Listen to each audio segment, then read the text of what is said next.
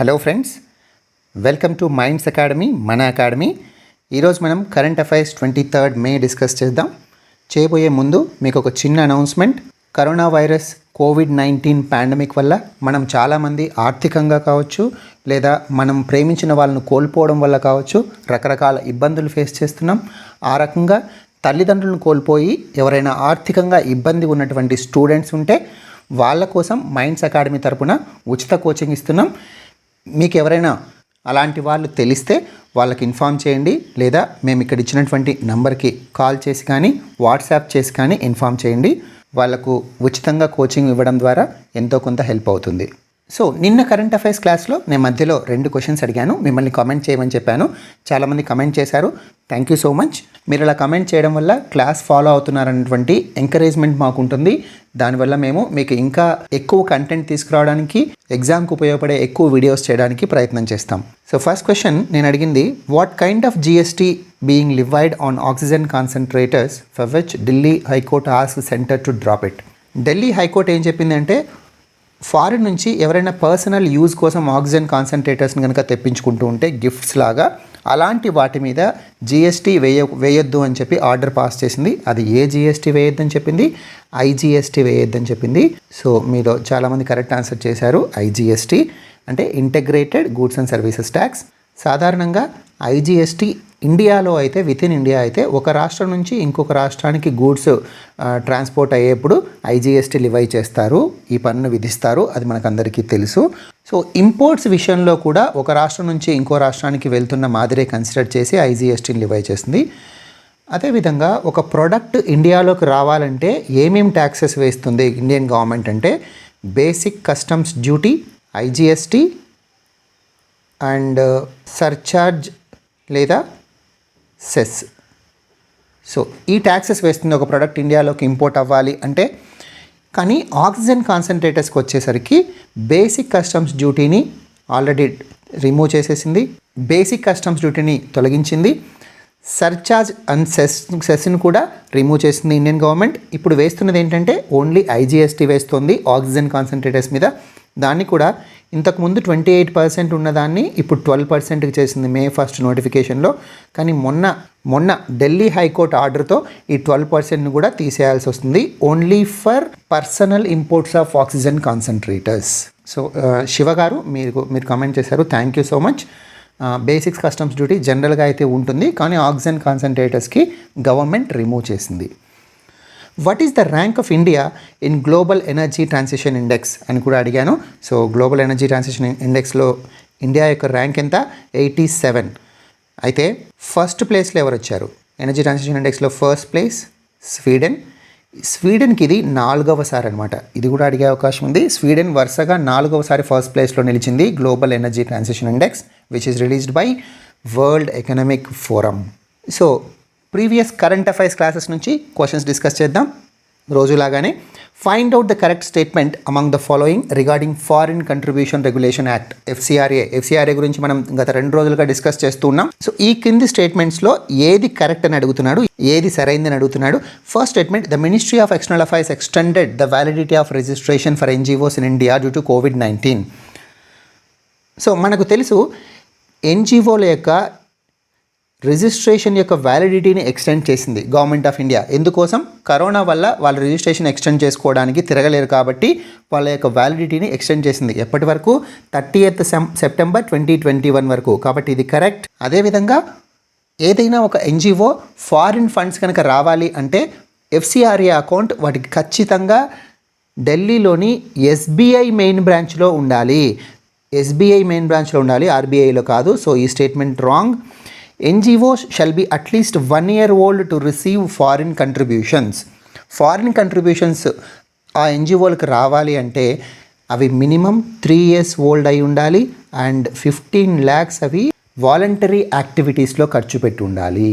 So ఈ condition home ministry notification ద్వారా FCRA amendment bill మనం డిస్కస్ చేసాం. ఎఫ్సిఆర్ఏ డిస్కస్ చేసేటప్పుడు ఎఫ్సిఆర్ఏ యాక్ట్ 2010 యాక్ట్ అయితే 2020 సెప్టెంబర్లో ఎఫ్సిఆర్ఏని అమెండ్ చేశారు.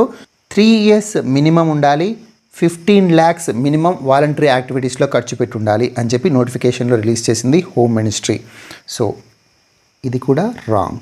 మరి ఈ ఫస్ట్ స్టేట్మెంట్ ఏదైతే ఉందో వ్యాలిడిటీ ఆఫ్ రిజిస్ట్రేషన్ ఫర్ ఎన్జిఓల యొక్క రిజిస్ట్రేషన్ల చెల్లుబాటును పొడిగించింది, కరెక్టే. కానీ ఏ మంత్రిత్వ శాఖ? విదేశాంగ మంత్రిత్వ శాఖ కాదు, మనం డిస్కస్ చేసాం హోమ్ మినిస్ట్రీ, హోమ్ మంత్రిత్వ శాఖ పొడిగించింది. సో ఇక్కడ క్లారిటీ, హోమ్ మినిస్ట్రీ పొడిగించింది, కాబట్టి ఇది కూడా తప్పు. So what is the correct statement? Only B. Which organization conducted a study in May that revealed 7.5 lakh deaths per annum caused due to long working hours.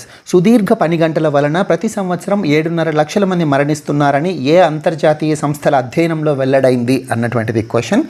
మనం చూసాం World health Organization and International labour Organization, ఈ రెండు ఆర్గనైజేషన్ల యొక్క సంయుక్త నివేదిక అధ్యయనం ఏమని చెప్తోంది అంటే ప్రతి సంవత్సరం లాంగ్ వర్కింగ్ అవర్స్ ఉండడం వల్ల హార్ట్ డిసీజెస్ వస్తున్నాయి, హార్ట్ స్ట్రోక్స్ వస్తున్నాయి, అలా రకరకాల లైఫ్ స్టైల్ డిసీజెస్ వస్తున్నాయి, అందువల్ల దాదాపు 7.5 లక్షల మంది మరణిస్తున్నారు ఒక సంవత్సరానికి అని చెప్పి తన నివేదికలో చెప్పింది. అంతేకాకుండా ఇప్పుడు కోవిడ్-19 పాండమిక్ వల్ల ఎక్కువ మంది వర్క్ ఫ్రమ్ హోమ్ చేస్తున్నారు, దానివల్ల వర్క్కి హోమ్కి డిఫరెన్స్ లేకుండా పోయింది, వాళ్ళకి ఫ్యామిలీ లైఫ్ లేకుండా పోయింది, దానివల్ల కూడా స్ట్రెస్ ఎక్కువ అవుతూ లైఫ్ స్టైల్ డిసీజెస్ ఎక్కువ అయ్యే అవకాశం ఉందని కూడా ఆ నివేదికలో చెప్పిందని మనం డిస్కస్ చేశాం.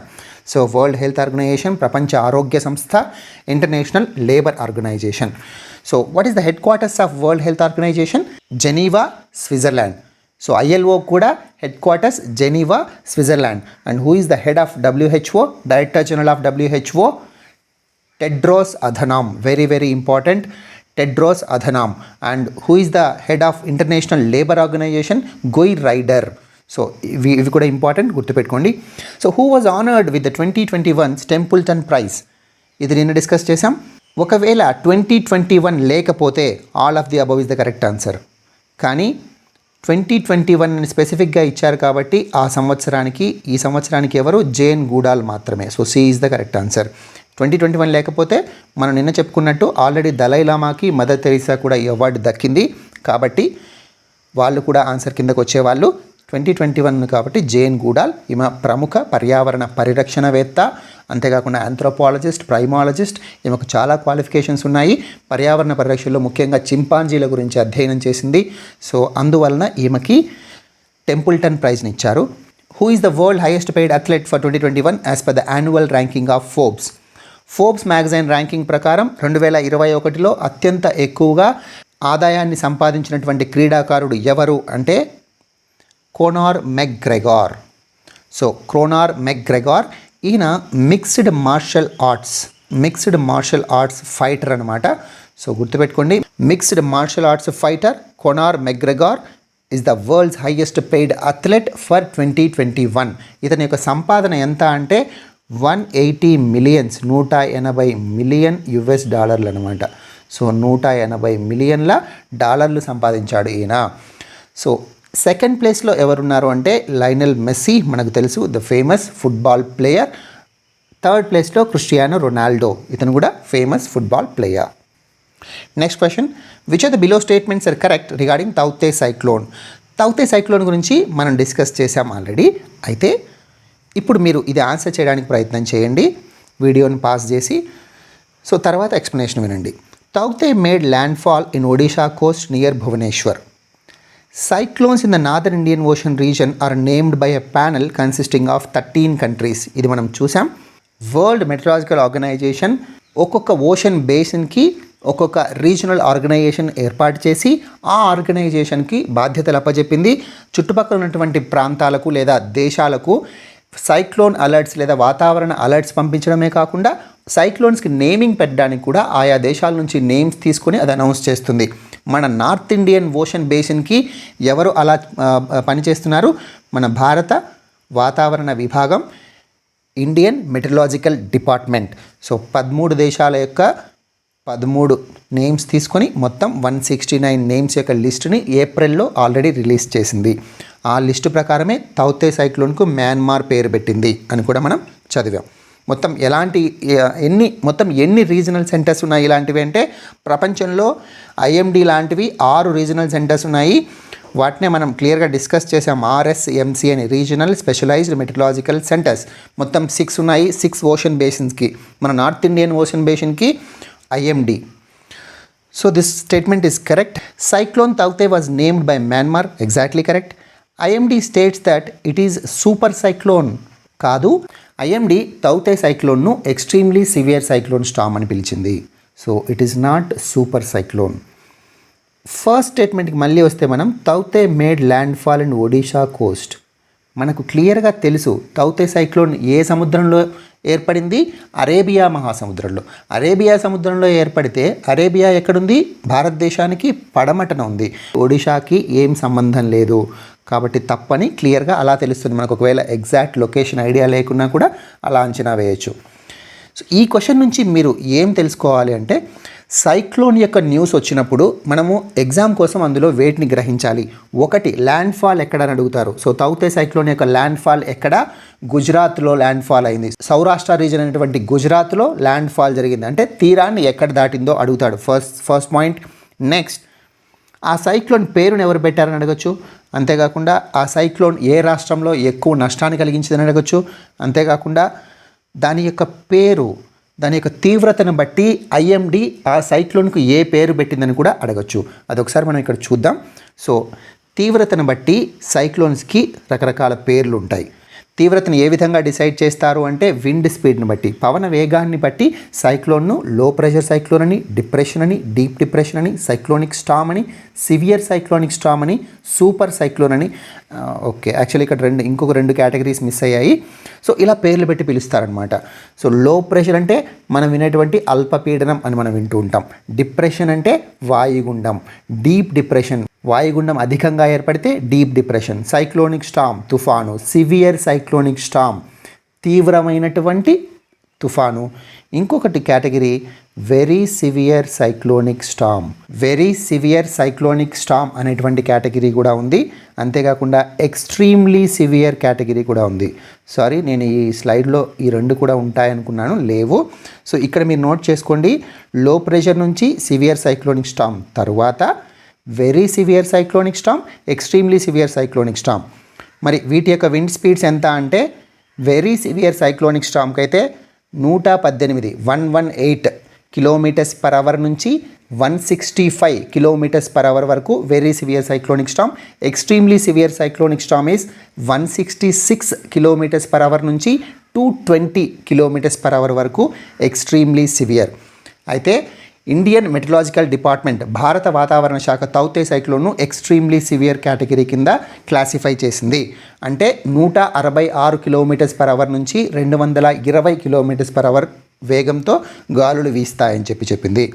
అదే సూపర్ సైక్లోన్ అంటే 221 kmph కంటే ఎక్కువ గాలులు వీస్తాయి, ఎక్కువ వేగవంతమైనటువంటి గాలులు వీస్తాయి. సో క్లారిటీ వచ్చింది కదండి. NCPCR seeks guide lines for next wave. NCPCR గురించి మనం డీటెయిల్డ్గా డిస్కస్ చేసాం. National commission for protection of child rights. ఈ NCPCR యాక్ట్ 2005 అని 2007లో NCPCR ఆర్గనైజేషన్ ఎస్టాబ్లిష్ చేశారని, ఇది యాక్ట్ ద్వారా ఏర్పడింది కాబట్టి స్టాచ్యుటరీ బాడీ అని, చట్టం ద్వారా ఏర్పడినటువంటి సంస్థ అని, ఇవన్నీ కూడా డిస్కస్ చేసాం మనము. అయితే NCPCR ఇప్పుడు ICMRకి ఒక లేఖ రాసింది. ఏమని? థర్డ్ వేవ్ వస్తుందని అందరూ చెప్తున్నారు, తద్వారా ఆ థర్డ్ వేవ్ వల్ల పిల్లలకి ఎక్కువ నష్టం వాటిల్లేటువంటి అవకాశం ఉందని చెప్తున్నారు. కాబట్టి మీరు పిల్లలకి చికిత్సకు సంబంధించినటువంటి విధి విధానాలను రూపొందించుంటే కనుక మాకు కూడా ఇవ్వండి. మేము మా యొక్క ఆర్గనైజేషన్స్, రాష్ట్రాల్లో ఉన్నటువంటి సబ్ ఆర్గనైజేషన్స్ అన్నిటికీ కూడా మేము పంపిస్తాము, తద్వారా పిల్లల రక్షణకు మేము పాటుపడవచ్చు అని చెప్పి కోరిందనమాట. ఇప్పుడు COVID-19 సెకండ్ వేవ్లో చాలామంది యంగ్స్టర్స్ కూడా అఫెక్ట్ అవుతున్నారు. థర్డ్ వేవ్ వచ్చేసరికి COVID-19 దాని యొక్క రూపాంతరం చెందుతూ పోతుంది, జన్యు రూపాంతరం చెందుతూ పోతుంది. కాబట్టి ఇమ్యూన్ సిస్టమ్ని ఎస్కేప్ అవ్వడం నేర్చుకుంటుంది. కాబట్టి థర్డ్ వేవ్లో పిల్లలకి కూడా అటాక్ అయ్యే అవకాశం ఎక్కువ అని చెప్తున్నారు. కాబట్టి వాళ్ళ యొక్క విధి విధానాలు, పిల్లల చికిత్స విధి విధానాలను కోరింది. అంతేకాకుండా ఆరోగ్య శాఖ, ministry of health and family welfare secretary కూడా ఇది ఒక లెటర్ రాసింది. ఏమని లెటర్ రాసింది? పిల్లల యొక్క అంబులెన్స్ సర్వీసెస్, వాళ్ళకి ఎమర్జెన్సీ వచ్చినప్పుడు అంబులెన్స్ సర్వీసెస్ అనుకూలంగా ఉండేలాగా మీరు ఏర్పాట్లు చేయండి, థర్డ్ వేవ్లో ఎక్కువ పిల్లల ఎమర్జెన్సీ వచ్చే అవకాశం ఉంది అని చెప్పి ఒక లేఖను రాసింది NCPCR to ICMR and also secretary to ministry of health and family welfare. అయితే NCPCR గురించి మనం మాట్లాడుతున్నాం కాబట్టి who is the chairperson of NCPCR? Priyanka Kanungo. So Priyanka Kanungo is the chairperson of NCPCR. Priyanka Kanungo. So అదేవిధంగా who is the director general of ICMR? Balram Bhargava. మనం already discuss చేసాం. Balram Bhargava is the ICMR director general. So Priyanka Kanungo Balram భార్గవకి లేఖ రాసిందనమాట. అయితే పిల్లల గురించి మనం మాట్లాడుతున్నాం కాబట్టి మనం ఆల్రెడీ చాలాసార్లు డిస్కస్ చేసాం. చాలా రాష్ట్ర ప్రభుత్వాలు పిల్లలకి ఈ కోవిడ్-19 పాండమిక్ వల్ల పిల్లలు చాలా నష్టపోతున్నారు. కొంతమంది పిల్లలైతే పేరెంట్స్ ప్రాణాలు కోల్పోయి అనాథలు అవుతున్నారు. వాళ్ళందరి కోసం రకరకాల సంక్షేమ కార్యక్రమాలు చేపట్టిందని చెప్పి. సో ఒకసారి బ్రీఫ్గా చెప్తాను. మధ్యప్రదేశ్ గవర్నమెంట్ ఏ సంక్షేమ కార్యక్రమం చేపట్టింది? నెలకు 5,000 రూపాయలు ఫ్రీ ఎడ్యుకేషన్, ఫ్రీ రేషన్ అని మధ్యప్రదేశ్ గవర్నమెంట్ చెప్పింది. మహారాష్ట్ర గవర్నమెంట్ ఒక టాస్క్ ఫోర్స్ని ఏర్పాటు చేసింది. Chhattisgarh government 500 rupees first class to 8th class అని, తర్వాత 1000 rupees 9th class to 12th class అని చెప్పింది. అంతేకాకుండా ఈరోజు న్యూస్లో జేపీ నడ్డా గారు, బీజేపీ జాతీయ అధ్యక్షుడైనటువంటి జేపీ నడ్డా, బీజేపీ రూల్డ్ స్టేట్స్ అన్నింటిలో కూడా పిల్లలకు సపరేట్ పథకాలు ఏర్పాటు చేయండి, సంక్షేమ పథకాలు, ఎవరైతే అనాథలై ఉంటారో వాళ్ళ కోసం అని చెప్పాడు. పిల్లలకు సంబంధించినటువంటి ఇంకొక ముఖ్యమైనటువంటి చట్టం ఏది అంటే పోక్సో యాక్ట్. ఇది కూడా ఈ మధ్య న్యూస్లో ఉంటుంది కాబట్టి ఇది కూడా నేను డిస్కస్ చేద్దాం అనుకున్నాను. నోట్ చేసుకోండి ఇంపార్టెంట్ పాయింట్స్. పోక్సో యాక్ట్ అంటే protection of children from sexual offences. దీనికి ఎక్స్పాన్షన్ ఏంటి? Protection of children from sexual offences. లైంగిక నేరాల నుంచి చిన్నపిల్లలను రక్షించేటువంటి చట్టం అనమాట. సో దీన్ని ఎప్పుడు ఎనాక్ట్ చేశారు అంటే 2012లో ఈ చట్టం అమల్లోకి వచ్చింది. ఈ చట్టము సెక్షువల్ అఫెన్సెస్ అన్న వెంటనే మనకేమనిపిస్తుంది? మహిళల కోసం అనిపిస్తుంది, కానీ కాదు. This is gender neutral. అంటే బోత్ బాయ్స్ అండ్ గర్ల్స్, పిల్లలు ఎవరైతే ఉన్నారో బాయ్స్ అండ్ గర్ల్స్ ఇద్దరికీ అనమాట. సెక్షువల్ అఫెన్సెస్కి సపరేట్ చట్టం ఎందుకు అవసరమైంది పిల్లల కోసం అంటే ఆల్రెడీ ఇండియన్ పీనల్ కోడ్లో రేప్ అనేది ఒక క్రైమ్ కింద ఆల్రెడీ డిసైడ్ చేశారు. So rape is a crime in Indian penal code under section 376. Under section 376 rape is a crime in Indian penal code already ఐపీసీలో ఉన్నప్పటికీ సపరేట్ చట్టం ఎందుకు తేవాల్సి వచ్చింది అంటే ఐపీసీ బాయ్స్ని గర్ల్స్ని సపరేట్ చేస్తుంది. విమెన్కి ఎక్కువ ప్రొటెక్షన్ ఇస్తుంది రేప్ కేసెస్లో లేదా సెక్షువల్ అఫెన్సెస్ కేసెస్లో. అందువల్ల చిన్నపిల్లలకి బాయ్స్ అండ్ గర్ల్స్ తేడా లేకుండా ఇద్దరికి లైంగిక సంరక్షణ ఇవ్వడం కోసం. అంతేకాకుండా ఐపీసీ ఎప్పటితో చాలా ఓల్డ్ యాక్ట్. ఎప్పుడు అసలు ఐపీసీ ఎనాక్ట్ అయింది ఎప్పుడండి? ఐపీసీ 1860 అని మనం చదువుతూ ఉంటాం. సో 1860లో బ్రిటిష్ ఇండియా ఉన్నప్పుడు అమలు చేసినటువంటి కోడ్ ఐపీసీ. సో కాబట్టి ఇప్పుడు ఇంకా స్ట్రింజెంట్ ప్రొవిజన్స్ ఉండేలాగా, కొన్ని తీవ్రమైనటువంటి శిక్షలు ఉండేలాగా ఏర్పాటు చేశారు. పిల్లలపైన ఎవరైనా లైంగిక దాడులకు పాల్పడితే వాళ్లకు తీవ్రమైన శిక్షలు ఉంటాయి అని చెప్పడం కోసం పోక్సో యాక్ట్. ఈ యాక్ట్ ద్వారా కేవలం సెక్షువల్ అసాల్టే కాదు, అంటే ఐపీసీలో రేప్ అంటే రేపుకు మాత్రమే ఎక్కువ పనిష్మెంట్ ఉంటుంది, కానీ ఇక్కడ ఏంటంటే కేవలం పెనిట్రేటివ్ సెక్షువల్ అసాల్ట్ మాత్రమే కాకుండా టచ్ కూడా, బ్యాడ్ టచ్ అంటారు. సో మనము పిల్లలకి దీనికి సంబంధించినటువంటి అవగాహన పెంపొందించాల్సిన అవసరం ఉంది. Bad touch is also punishable in POCSO act. అంతేకాకుండా చైల్డ్ పోర్నోగ్రఫీ కావచ్చు, లేదా చైల్డ్ని ఒక సెక్షువల్ ఆబ్జెక్ట్గా చూపించడం కావచ్చు, ఇవన్నీ కూడా పోక్సో యాక్ట్లో నిషేధింపబడ్డాయి. So POCSO act is for the protection of children from sexual offences. POCSO యాక్ట్లో ఇంకొక ఇంపార్టెంట్ పాయింట్ ఏంటంటే ఐపీసీలో మనము ఎప్పుడు వింటూ ఉంటాం, everyone is innocent until proven guilty అని. అంటే అందరూ అమాయకులే, నేరం రుజువైతే తప్ప వాళ్ళని అమాయకులుగానే పరిగణించాలి, నేరస్తులుగా పరిగణించకూడదు అని. But in POCSO act guilty until proven innocent. ఎవరైతే నేరానికి పాల్పడారని ఆరోపింపబడ్డారో వాళ్ళు పాల్పడలేదు అని చెప్పి నిరూపించుకోవాల్సి ఉంటుంది. అంతవరకు వాళ్ళను గిల్టీగానే ట్రీట్ చేస్తారు, అంటే నేరస్తులుగానే పరిగణిస్తారు. Very important this point. Gujarat anti conversion bill. So గుజరాత్లో ఒక యాంటీ కన్వర్షన్ బిల్ను గవర్నర్ అప్రూవ్ చేశాడు. అది ఏ బిల్ అంటే Gujarat freedom of religion. So Gujarat freedom of religion amendment bill 2021. దీన్ని governor Acharya Devvrat, who is the Gujarat governor, Acharya Devvrat, ఆయన అప్రూవ్ చేశాడు. సో అందువల్ల ఇది న్యూస్లో ఉంది. సో ఇది దేనికి సంబంధించింది అంటే ఎవరైనా మ్యారేజ్ చేసుకోవడం ద్వారా కానీ లేదా మ్యారేజ్ చేసుకోవడానికి ప్రీ కండిషన్గా కానీ ఫోర్సిబుల్ కన్వర్షన్కి పాల్పడితే, బలవంతంగా మత మార్పిడులకు పాల్పడితే అలాంటి వాళ్ళకి కఠిన శిక్షలు ఉంటాయి అని చెప్పేటువంటి చట్టం అనమాట. ఈ చట్టం ద్వారా అలాంటి వాళ్ళకి 3 నుంచి 5 సంవత్సరాల వరకు జైలు శిక్ష, అంతేకాకుండా 2 లక్షల వరకు ఫైన్. అదే కనుక అలాంటి విక్టిమ్ ఒకవేళ మైనర్ కానీ, మహిళ కానీ, దళితుడు కానీ, లేకపోతే ఒక ట్రైబల్ తెగకు చెందినవాడు కానీ అయితే 4 నుంచి 7 సంవత్సరాల వరకు జైలు శిక్ష, 3 లక్షల ఫైన్. ఒకవేళ ఒక ఆర్గనైజేషన్ అంటే ఒక సంస్థ ఆర్గనైజేషన్ వేలో పెద్ద ఎత్తున కనుక ఇలాంటి దానికి పాల్పడితే వాళ్ళకి మ్యాక్సిమం 10 years వరకు జైలు శిక్ష పడేటువంటి అవకాశం. సో ఈ ప్రొవిజన్స్తో బిల్లు పాస్ చేసిన స్టేట్ ఏది? గుజరాత్. మరి ఇది ఫస్ట్ టైం ఇలాంటి బిల్ పాస్ చేస్తుందా? ఫస్ట్ స్టేటా ఇది అంటే కాదు. గుజరాత్ కంటే ముందు Madhya Pradesh government and Uttar Pradesh government, ఈ 2 రాష్ట్రాలు కూడా ఇలాంటి యాంటీ కన్వర్షన్ బిల్ను ఆల్రెడీ పాస్ చేసి ఉన్నాయి. నేను ఈ పాయింట్ ఎందుకు స్ట్రెస్ చేసి చెప్తున్నానంటే ఒక్కోసారి ఎగ్జామ్లో Gujarat state is the first state to pass such a bill అని అడుగుతాడు. సో అది తప్పు అని మీకు అవగాహన ఉండాలి. So who is CM of Gujarat? Vijay Rupani. Save Odisha's Dongria Kondhs Bondas from COVID-19. So ఒడిషాలో ఉన్నటువంటి పర్టికులర్లీ వర్నరబుల్ ట్రైబల్ గ్రూప్స్ గురించి మనం డిస్కస్ చేసాం. సో పీవీటీజీస్ గురించి క్లియర్గా డీటెయిల్గా కూడా డిస్కస్ చేసాం. కానీ నేను బ్రీఫ్గా చెప్తాను.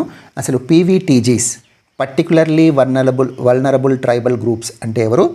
ఈ ఆదిమవాసులు.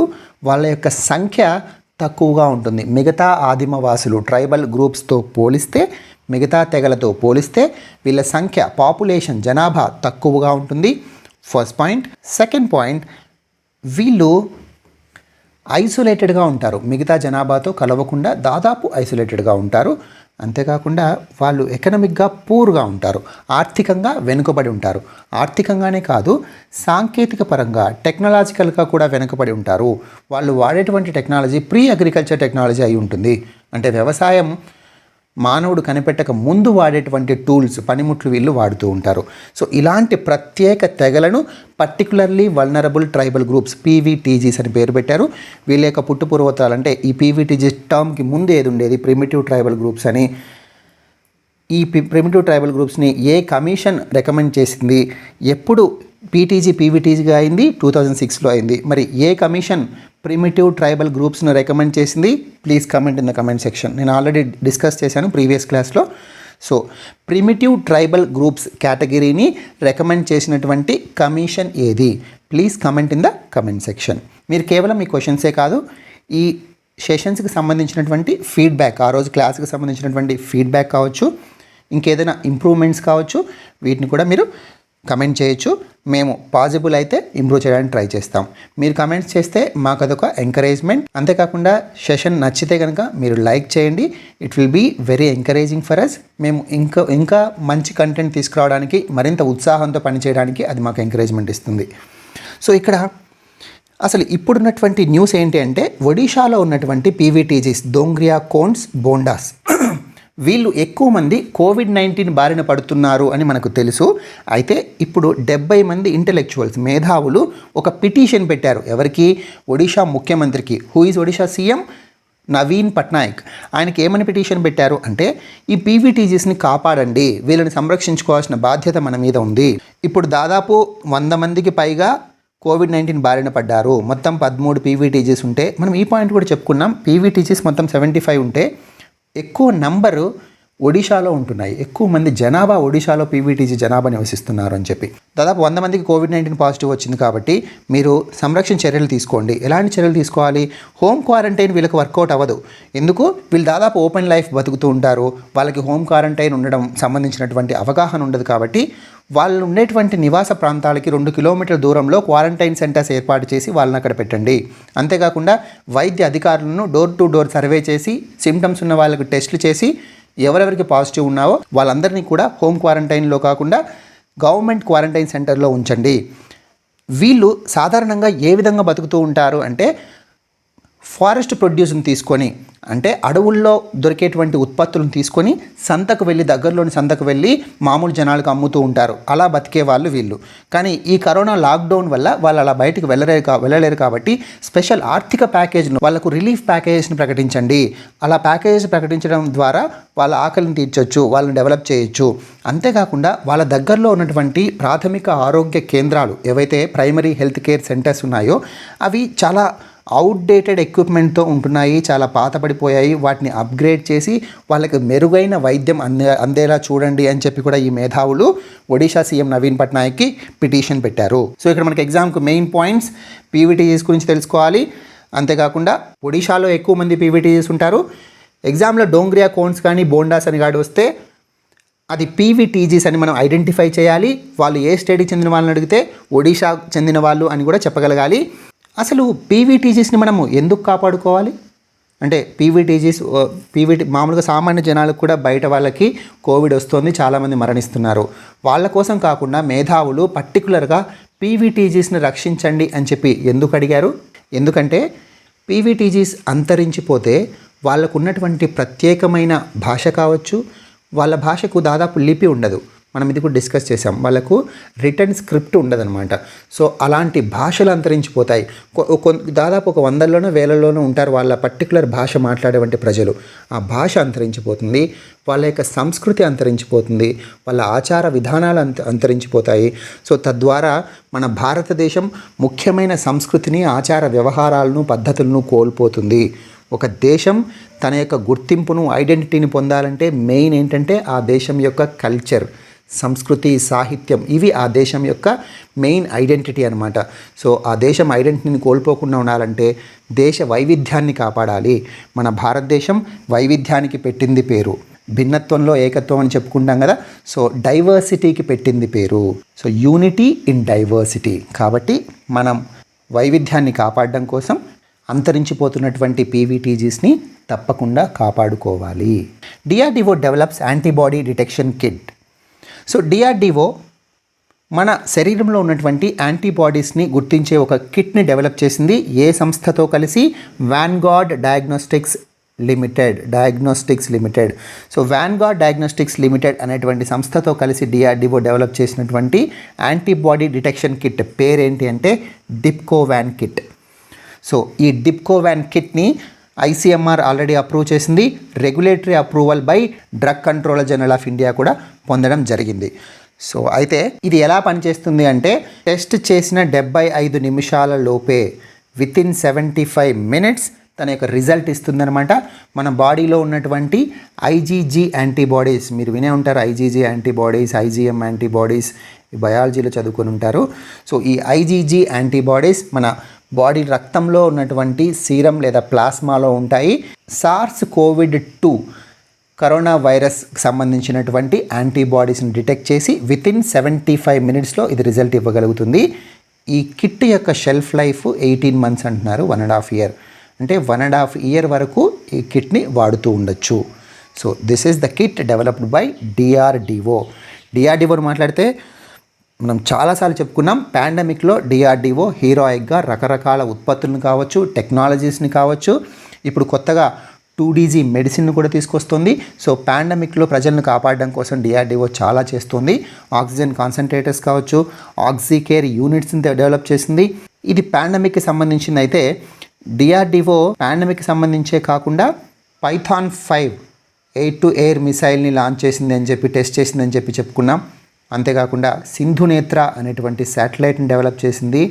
దీన్ని ఇస్రో PSLV C-51 ద్వారా పంపించింది. ఇది హిందూ మహాసముద్రంలో గస్తీ కాయడానికి అని కూడా చెప్పుకున్నాం.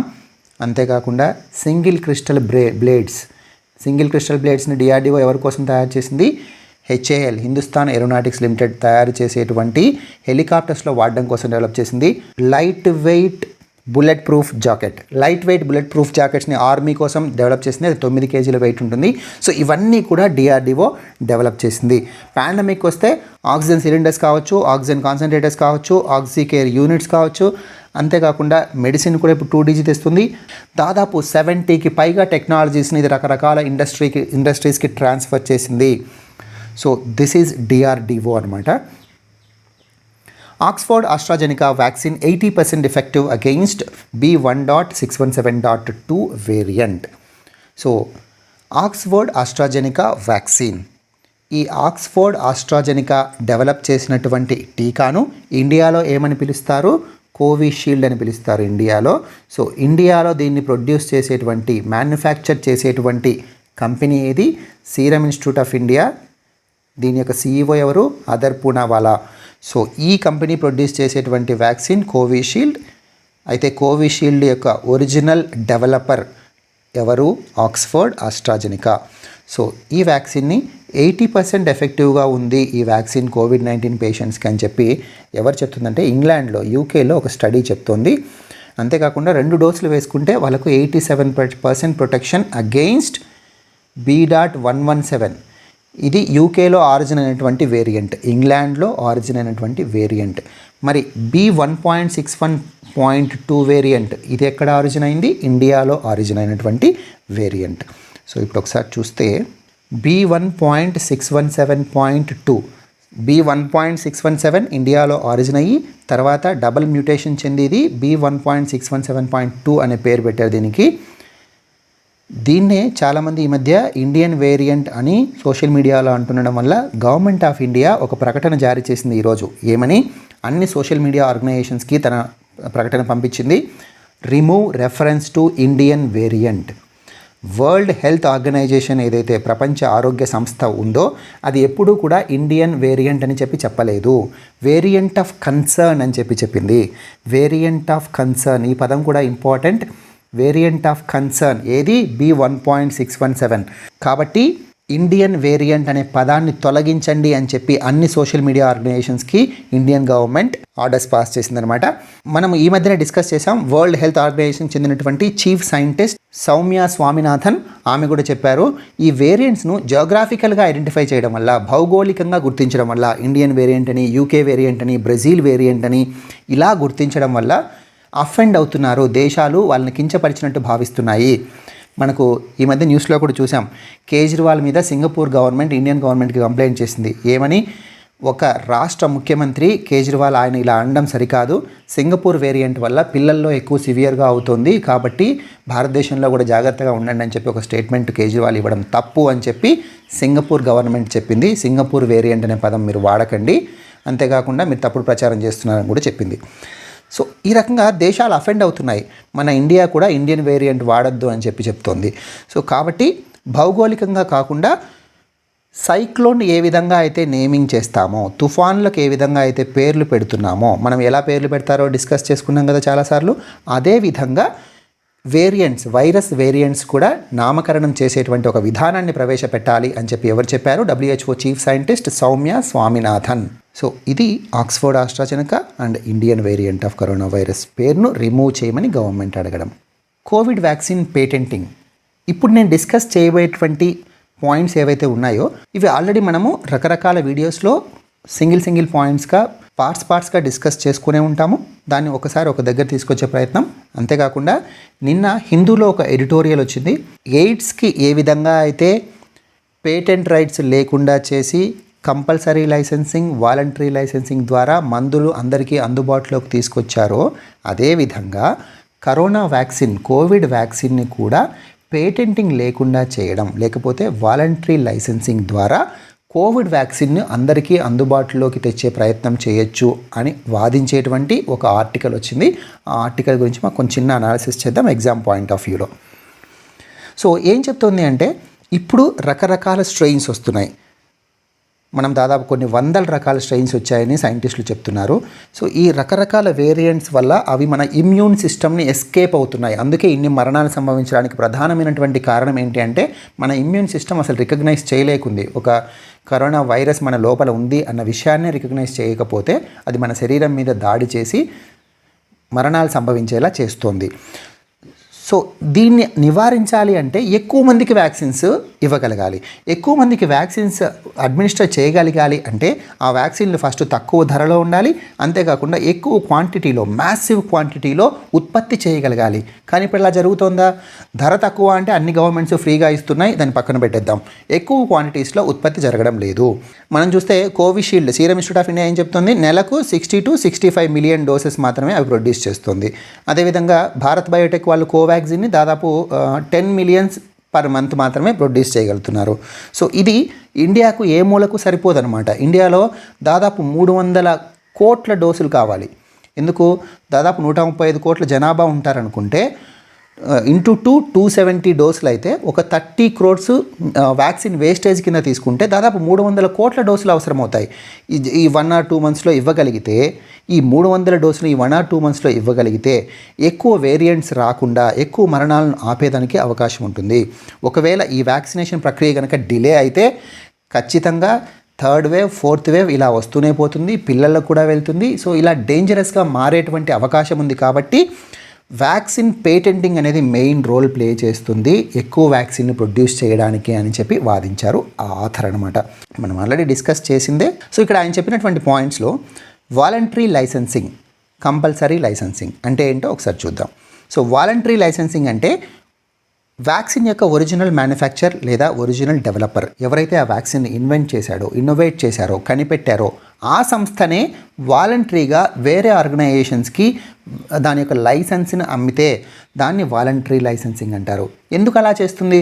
వాళ్ళే ప్రొడ్యూస్ చేసి పంపిణీ చేస్తే వాళ్ళకి ఎక్కువ డబ్బులు వస్తాయి కదా అంటే, టు రీచ్ న్యూయర్ మార్కెట్స్, జనరల్గా కొత్త మార్కెట్స్ని అన్వేషించడం కోసం వాళ్ళకు ఉపయోగపడుతుంది బిజినెస్ పరంగా. సో దీన్ని వాలంటరీ లైసెన్సింగ్, వాళ్ళంతటా వాళ్ళే లైసెన్స్ ఇవ్వడాన్ని వాలంటరీ లైసెన్సింగ్ అంటారు.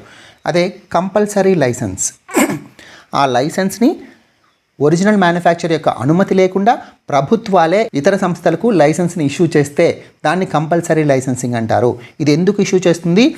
హెల్త్ ఎమర్జెన్సీ, ఆరోగ్య అత్యయిక పరిస్థితి వస్తే అప్పుడు సరైనటువంటి మందులు కానీ వ్యాక్సిన్స్ కానీ లేకపోతే ప్రభుత్వాలు కంపల్సరీ లైసెన్స్కి ఇష్యూ చేసేటువంటి అధికారం ఉంది అని చెప్పి వరల్డ్ ట్రేడ్ ఆర్గనైజేషనే చెప్తోంది. ఈ విషయాన్ని మనం ఇంతకుముందు చెప్పుకున్నాం. సో దాన్ని కంపల్సరీ లైసెన్సింగ్ అంటారు. సో వరల్డ్ ట్రేడ్ ఆర్గనైజేషన్ యొక్క ట్రిప్స్ గురించి మనకు తెలుసు కదా, trade related intellectual property rights. So ఈ ట్రిప్స్ అగ్రిమెంట్ ప్రకారమే, ట్రిప్స్ అగ్రిమెంట్కి సంబంధించి దోహా సమావేశం, దోహా రౌండ్, సో దోహా రౌండ్లో కంపల్సరీ లైసెన్సింగ్ గురించి మాట్లాడారు. అప్పుడు వరల్డ్ ట్రేడ్ ఆర్గనైజేషన్ యొక్క అనుమతి కూడా లభించింది. డెవలపింగ్ కంట్రీస్ ఏవైతే ఉన్నాయో ఆయా దేశాల్లో హెల్త్ ఎమర్జెన్సీ ఉంటే కనుక వాళ్ళు కంపల్సరీ లైసెన్స్ ఇష్యూ చేయొచ్చు అని చెప్పి, మెడిసిన్స్కి కావచ్చు, వ్యాక్సిన్స్కి కావచ్చు. సో ఈ ఆథర్ ఏమని వాదిస్తున్నాడు? ఇప్పుడు సరైనటువంటి సమయం, ఈ సమయంలో కంపల్సరీ లైసెన్స్ ఇష్యూ చేస్తే కనుక వ్యాక్సిన్లు ఎక్కువ మొత్తంలో ప్రొడ్యూస్ చేయొచ్చు. సో ఇప్పుడు ఎగ్జామ్కి ఏం యూజ్ అవుతుంది? వాలంటరీ లైసెన్స్ అంటే ఏంటి, కంపల్సరీ లైసెన్స్ అంటే ఏంటి? కంపల్సరీ లైసెన్స్ WTO యొక్క దోహా రౌండ్లో చెప్పారు. ట్రిప్స్ ఎక్కడ, ఈ ట్రిప్స్ అనే కాన్సెప్ట్ ఎక్కడ డెవలప్ అయింది? మనం ఇది కూడా డిస్కస్ చేసాం, Uruguay round. So Uruguay round అప్పటికి WTO లేదు, GATTగా ఉండేది, general agreement on trade and tariffs అనే సంస్థగా ఉండేది. సో GATT యొక్క ఉరుగ్వే రౌండ్లో ట్రిప్స్ని ఆమోదించారు. దోహా రౌండ్లో ట్రిప్స్లో కంపల్సరీ లైసెన్స్ ఇష్యూ చేయొచ్చని చెప్పుకున్నారు. అసలు మనం ఇంతసేపు చెప్పుకున్నాం, అసలు లైసెన్స్ అంటే ఏంటి, పేటెంట్ అంటే ఏంటి మీకు అందరికీ తెలుసు కదా. సో పేటెంట్ అంటే ఏదైనా ఒక సంస్థ ఇన్నోవేట్ చేసి కనిపెట్టడం వల్ల వాళ్ళకే హక్కులు ఉంటాయి. ఆ మందుని కానీ ఆ వ్యాక్సిన్ కానీ అమ్ముకోవడానికి కేవలం ఆ సంస్థకు మాత్రమే అధికారాలు, హక్కులు ఉంటే దాన్ని పేటెంట్ అంటారనమాట. సో అలాంటి పేటెంట్ వల్ల ఏంటి ఉపయోగం? ట్రిప్స్ అసలు ఎందుకు ఫామ్ చేశారు అంటే ఇలాంటి పేటెంట్స్ను ప్రొటెక్ట్ చేయడం కోసం. ఎవరైతే ఒరిజినల్ మ్యానుఫ్యాక్చర్స్, ఇన్నోవేటర్స్ ఉంటారో వాళ్ళకు ప్రొటెక్షన్ లభించాలి, లేకపోతే ఇన్నోవేషన్ని చంపేసిన వాళ్ళం అవుతాము. పేటెంట్లు కనుక లేకుండా ఉంటే వాళ్ళు ఫ్యూచర్లో ఇన్నోవేట్ చేయడానికి ముందుకు రారు. సో ఇప్పుడు పేటెంట్ వల్ల ట్రిప్స్ ప్రకారం కాపీ రైట్స్కి అయితే 50 సంవత్సరాల పేటెంట్ ఉంటుంది. అదే టెక్నాలజీ కానీ, మెడిసిన్ కానీ ఇలాంటి వాటికి ఇంటలెక్చువల్ ప్రాపర్టీ రైట్స్ కింద 20 years ఇంటలెక్చువల్ ప్రాపర్టీ రైట్స్ ఉంటాయన్నమాట. సో ఇక్కడ వ్యాక్సిన్కి కూడా 20 years ఉంటుంది. అలాగే ఏదైనా టెక్నాలజీకి 20 years పేటెంట్ ఉంటుంది, ఇంటలెక్చువల్ ప్రాపర్టీ వాళ్ళ హక్కుగా ఉంటుంది 20 సంవత్సరాలు. సో ఇది కూడా గుర్తుపెట్టుకోండి ఎగ్జామ్ కోసం. So world trade organisation, Yaas cyclone ఇప్పుడు కొత్తగా ఇండియన్ మెట్రలాజికల్ డిపార్ట్మెంట్ హెచ్చరిస్తోంది ఎస్ సైక్లోన్ అనేది బంగాళాఖాతంలో ఏర్పడినటువంటి అల్పపీడనం వల్ల మొదలైంది. సో ఇది వెరీ సివియర్ సైక్లోనిక్ స్టామ్గా మారేటువంటి అవకాశం ఉందని చెప్పి ఐఎండీ హెచ్చరికలు జారీ చేసింది. ఇది ఎక్కడ తీరాన్ని దాటేటువంటి అవకాశం ఉంది అంటే ఒడిషా, వెస్ట్ బెంగాల్ రాష్ట్రాల్లో ఈస్టర్న్ స్టేట్స్ ఏవైతే ఉన్నాయో ఒడిషా, వెస్ట్ బెంగాల్, అక్కడ తీరాన్ని తాకేటువంటి అవకాశం ఉందని చెప్పి చెప్తోంది. ఎస్ అనే పేరు ఇచ్చినటువంటి దేశం ఏది? ఒమన్. సో ఒమన్ దేశం. తాక్తే ఎవరు ఇచ్చారు? మయన్మార్. ఎస్, ఒమన్ దేశం ఇచ్చింది. ఇందాక ఇది ఎందుకు ఇక్కడ యాడ్ చేశారంటే severe cyclonic storm. So severe cyclonic storm అంటే 88 నుంచి 117 km/h స్పీడ్తో విండ్ స్పీడ్ ఉంటే దాన్ని సివియర్ సైక్లోనిక్ స్టామ్ అంటారు. ఈ ఎస్ సైక్లోనిక్ స్టామ్ దాదాపు మే 26వ తేదీ అలా తీరాన్ని తాకేటువంటి అవకాశం ఉందని చెప్పి ఐఎండీ చెప్తుంది. సో అప్పటిలోపు చాలాసార్లు న్యూస్లో వస్తుంది కాబట్టి మరిన్ని డీటెయిల్స్ నెక్స్ట్ క్లాసెస్లో డిస్కస్ చేద్దాం. దహాను ఘోల్వాడ్ సపోటా. సో ఈ మధ్య ఇది న్యూస్లో ఉండింది 2 days బ్యాక్. దహాను ఘోల్వాడ్ సపోటా. సో ఈ దహాను ఘోల్వాడ్ సపోటా అనేది జిఐ రిజిస్టర్డ్ సపోటా అనమాట. జిఐ అంటే మీకు అందరికీ తెలుసు, జోగ్రాఫికల్ ఇండికేషన్ రిజిస్ట్రేషన్ పొందినటువంటి దహాను ఘోల్వాడ్ సపోటా మహారాష్ట్ర రాష్ట్రంలో పండిస్తారు. ఏ రాష్ట్రంలో? వెరీ ఇంపార్టెంట్, మహారాష్ట్ర రాష్ట్రంలో ఘోల్వాడ్ అనేటువంటి గ్రామంలో పండిస్తారు.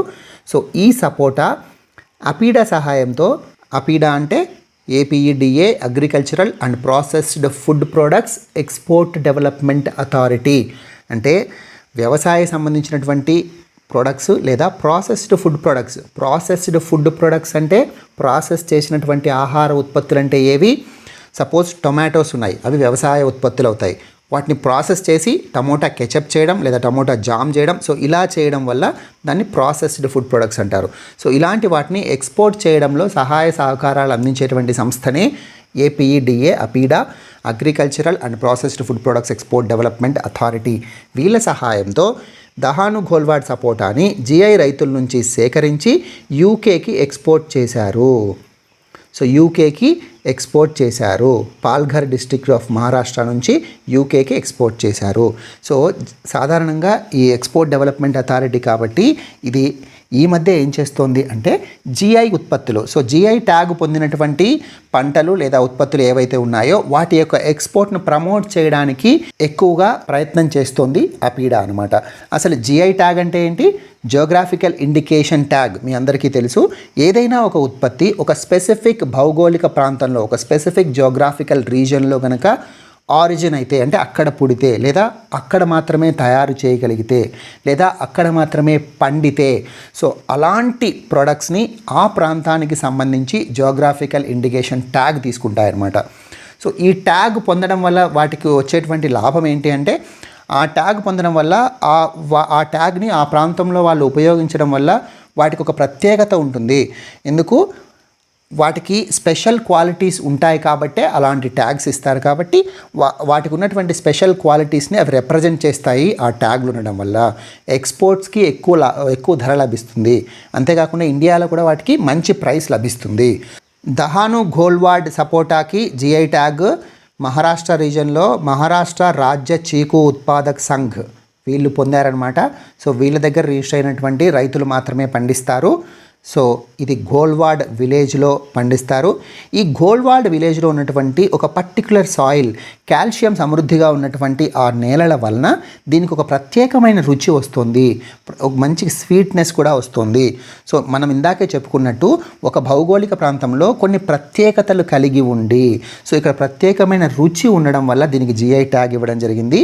ఈ ప్రాంతంలో ఉన్నటువంటి నేల వల్ల మాత్రమే ఆ రుచి వచ్చిందని భావిస్తున్నారు కాబట్టి జిఐ ట్యాగ్ ఇవ్వడం జరిగింది. ఈ జిఐ ట్యాగ్ని డబ్ల్యూటీఓలోని ట్రిప్స్లో కూడా రికగ్నైజ్ చేశారు. ఇందాక మనం ట్రిప్స్ గురించి మాట్లాడాం కదా, డబ్ల్యూటీఓలోని ట్రిప్స్లో కూడా జిఐస్ రికగ్నైజ్ కాబడ్డాయి. మనం ట్రిప్స్ గురించి మాట్లాడినప్పుడు what is the act that recognizes compulsory licensing in India, లేదా ట్రిప్స్కి సంబంధించి భారతదేశంలో ఉన్నటువంటి చట్టం ఏది, లేదా కంపల్సరీ లైసెన్స్ని అలో చేసేటువంటి ఇండియన్ యాక్ట్ ఏది? Please comment in the comment section. So అడిగిన క్వశ్చన్ అర్థమైంది కదా అండి. ట్రిప్స్ జనరల్గా వేటిని ప్రొటెక్ట్ చేస్తుంది? పేటెంట్స్ని ప్రొటెక్ట్ చేస్తుంది, ఇన్నోవేషన్ని ప్రొటెక్ట్ చేస్తుంది. అలాంటి చట్టం భారతదేశంలో ఏముంది, లేదా ఏ చట్టం కంపల్సరీ లైసెన్సింగ్ని అలో చేస్తుంది భారతదేశంలో ఉన్నటువంటి చట్టం?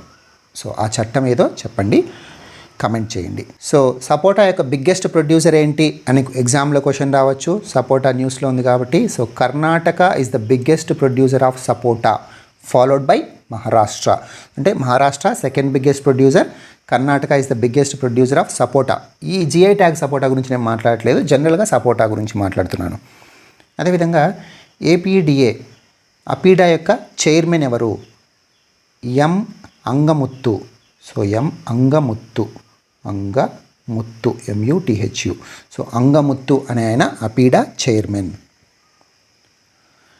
ఫైనాన్షియల్ ఎయిడ్ టు ట్రాన్స్జెండర్లకు ఆర్థిక సహాయం కొన్ని రోజుల కిందట సోషల్ జస్టిస్ మినిస్ట్రీ ఇచ్చిందనమాట. సో ఇది స్ట్రైట్గా అడిగేటువంటి అవకాశం ఉంది. Financial aid to transgenders given by which ministry of government of India? భారత ప్రభుత్వం యొక్క ఏ మంత్రిత్వ శాఖ ట్రాన్స్జెండర్లకు ఆర్థిక సహాయం అందించింది అని అడిగితే సోషల్ జస్టిస్ మినిస్ట్రీ. ఎందుకోసం అందించింది? సేమ్ రీజన్, కోవిడ్-19 పాండమిక్ వల్ల వాళ్ళు ఇంపాక్ట్ అయి ఉన్నారు కాబట్టి ఒక్కొక్కరికి 1500 రూపాయలు వన్ టైం అసిస్టెన్స్ కింద ప్రత్యక్ష నగదు బదిలీ ద్వారా, డైరెక్ట్ బెనిఫిట్ ట్రాన్స్ఫర్ ద్వారా వాళ్ళకి అందించింది. సో ఇంతకు మించి ఇందులో డిస్కస్ చేయడానికి ఏం లేదు. So next current affairs. 55 million people internally displaced world wide. ప్రపంచవ్యాప్తంగా 55 మిలియన్ పీపుల్, 5,50,00,000 ప్రజలు అంతర్గత స్థానభ్రంశం అంటే ఇంటర్నల్గా, ఉదాహరణకు విత్ ఇన్ ద ఇండియా లోపలే ఒక రాష్ట్రం నుంచి ఇంకొక రాష్ట్రంకు వాళ్ళ యొక్క పుట్టిన ప్రదేశం నుంచి వేరే ప్రదేశానికి వెళ్తే దాన్ని ఇంటర్నల్ డిస్ప్లేస్మెంట్ అంటారు. వేరే దేశానికి వెళ్తే ఎమిగ్రేషన్ అంటారు. సో ఇంటర్నల్గా డిస్ప్లేస్ అయితే ఇంటర్నల్ డిస్ప్లేస్మెంట్ అంటారు. సో ప్రపంచవ్యాప్తంగా దాదాపు 55 మిలియన్ ప్రజలు ఇంటర్నల్ డిస్ప్లేస్మెంట్ చెందారు అని చెప్పిన సంస్థలేవి అని అడిగితే internal displacement monitoring centre IDMC and Norwegian refugee council. So ఈ రెండు కూడా మీరు గుర్తుపెట్టుకోవాలి. అంతేకాకుండా ఎంతమంది ప్రజలు స్థానభ్రంశం చెందారు అంటే 55 మిలియన్. ఎందుకు ఇలా వెళ్ళాల్సి వస్తుంది అంటే కాన్ఫ్లిక్ట్స్, ఘర్షణలు కావచ్చు, న్యాచురల్ డిజాస్టర్స్, ప్రకృతి వైపరీత్యాలు, సో తుఫాన్లు కావచ్చు, కొండచెరలు విరిగిపడడం, భూకంపాలు, ఇలాంటి ప్రకృతి వైపరీత్యాలను తట్టుకోవడానికి ఒక ప్రాంతం నుంచి ఇంకో ప్రాంతానికి వెళ్తారు. లేదా ఆ ప్రాంతంలో మతపరమైన లేదా ప్రాంతీయపరమైనటువంటి ఘర్షణలు ఉంటే వాటి నుంచి దూరంగా వెళ్ళడానికి కూడా వెళ్ళే అవకాశం ఉంది. సో 55 మిలియన్ ఈ 10 ఏళ్లలో ఇది చాలా పెద్ద ఇంప్రూవ్మెంట్. అంటే ఎక్కువ మంది ప్రజలు ఈ 10 ఏళ్లలో ఇంత పెద్ద మొత్తంలో డిస్ప్లేస్మెంట్ అవ్వలేదని చెప్తున్నాయి ఈ సంస్థలు. అంతేకాకుండా కోవిడ్-19 వల్ల చాలా దేశాలు, చాలా రాష్ట్రాలు లాక్డౌన్స్ విధించాయి, రిస్ట్రిక్షన్స్ పెట్టాయి. మూమెంట్స్లో కూడా ఎయిర్లైన్ మూమెంట్స్ కావచ్చు, లేదా రోడ్ మూమెంట్స్ కావచ్చు, ట్రైన్ మూమెంట్స్లో రిస్ట్రిక్షన్స్ పెట్టాయి. అయినప్పటికీ కూడా ఇంతగా స్థానభ్రంశం చెందారంటే ఇది రికార్డ్ అమౌంట్ అని చెప్తున్నారు. ఇంతమంది పీపుల్ ఈ 10 ఇయర్స్లో ఇది highest number of newly displaced reported number అని చెప్తున్నారు. సో 55 మిలియన్ అనేది చాలా ఇంపార్టెంట్ ఎగ్జామ్స్కి. ఈ సంస్థలు IDMC, NRC కూడా చాలా important. So last news item for today, Nepal పార్లమెంటును రద్దు చేసింది. నేపాల్ అధ్యక్షురాలు లేదా నేపాల్ రాష్ట్రపతి అయినటువంటి బిద్యాదేవి భండారి. సో మనకు అందరికీ తెలుసు రాజకీయ సంక్షోభం నేపాల్లో ఉంది. దీనికి సంబంధించినటువంటి డిస్కషన్ మనం కరెంట్ అఫైర్స్ వీడియోలో ఆల్రెడీ చేసున్నాము. దీని యొక్క హిస్టరీ, నేపాల్ ఆరిజిన్ ఎలా ఏర్పడింది, ఇప్పుడున్నటువంటి సమస్యలు ఏంటి, అక్కడ కాన్స్టిట్యూషన్ ఎలా ఏర్పడింది, ఇంతకుముందు రాజరికం ఎలా ఉండేది, భారతదేశానికి నేపాల్కి ఉన్నటువంటి సమస్యలు, ఇవన్నీ కూడా మనం డిస్కస్ చేసాం. KP శర్మ ఓలీ ఆయన విశ్వాస తీర్మానం కోల్పోయాడు, అది చూసాం.